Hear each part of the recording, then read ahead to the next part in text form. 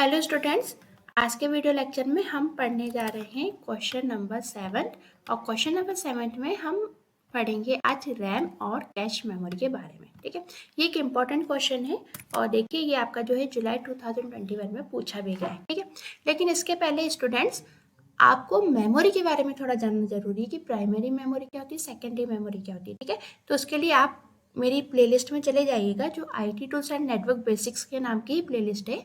उसमें आप 9th number का वीडियो लेक्चर, 10th नंबर का वीडियो लेक्चर और 11th नंबर का वीडियो लेक्चर मीन्स आप 9, 10, 11 3 वीडियो लेक्चर देखोगे तो उसमें आपको मेमोरी के कंसेप्ट काफ़ी अच्छे से क्लियर हो जाएंगे और समझ में आ जाएंगे। ठीक है, बाकी जो इंपॉर्टेंट क्वेश्चन बनता है मेमोरी से रिलेटेड वो ये बनता है कि रैम और कैश मेमोरी के बीच में अंतर बताइए।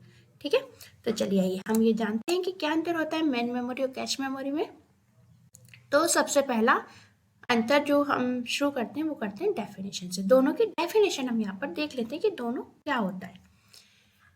Main memory is also known as a random access memory. जो मेन मेमोरी होती है वो क्या होती है, रैंडम एक्सेस मेमोरी कहलाती है और उसका शॉर्ट नाम देखें तो रैम होता है। ठीक है, फिर हमने लिखा है it is a memory unit that directly interacts with the central processing unit. ठीक है, ये जो आपकी मेन मेमोरी है मीन्स जो रैम है, ये एक ऐसी मेमोरी यूनिट होती है जो कि क्या करती है, डायरेक्टली CPU से इंटरेक्ट होती है।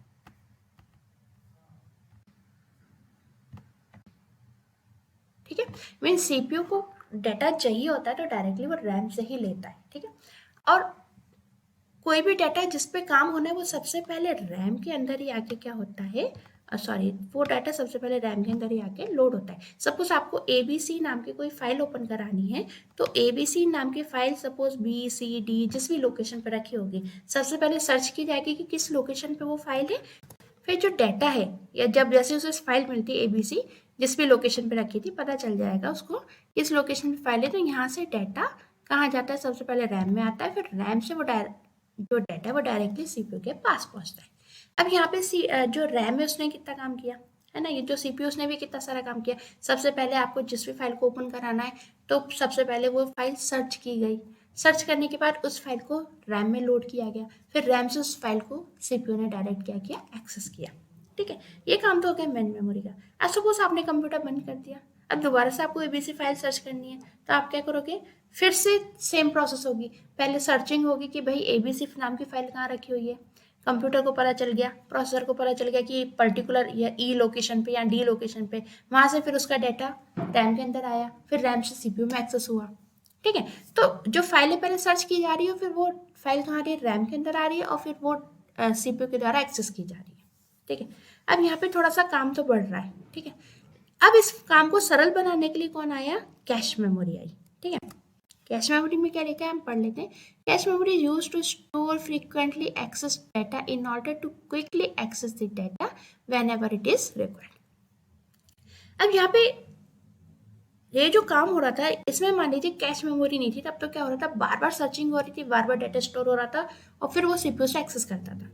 अब यदि कैश मेमोरी, तो कैश मेमोरी क्या करेगी, जैसे रिसेंट में अभी सपोज आपने ABC नाम की फाइल को सर्च किया ना जो रैम के अंदर स्टोर हुई थी, ये फाइल रिसेंट में जो भी CPU वर्क कर रहा है, जैसे ABC फाइल पर वर्क कर रहा है, तो यदि आपके पास कैश मेमोरी है तो ये फाइल रैम के साथ साथ कहाँ स्टोर हो गई, ये ABC नाम की फाइल कैश मेमोरी में स्टोर हो गई। ठीक है, अब इससे फायदा क्या हुआ, सपोज आपने कंप्यूटर को बंद कर दिया, अब दोबारा से कंप्यूटर को चालू किया और फिर से आपने ABC नाम की फाइल को ओपन करवाया। अब जब पहले काम हो रहा था ना, जब कैश नहीं थे हमारे पास, कि फाइल सर्च हो रही थी, फिर सर्च होने के बाद फिर वो रैम में लोड हो रही थी, तब CPU एक्सेस करवा रहा था। अब यदि आपने रिसेंट में ABC नाम की फाइल ओपन की है और कंप्यूटर बंद करके आप दोबारा ओपन करने चाह रहे हो, तो अब वो फाइल को सर्च करने की आवश्यकता नहीं है प्रोसेसर को, अब वो फाइल कहाँ सर्च कर ली जाएगी, कैश मेमोरी में।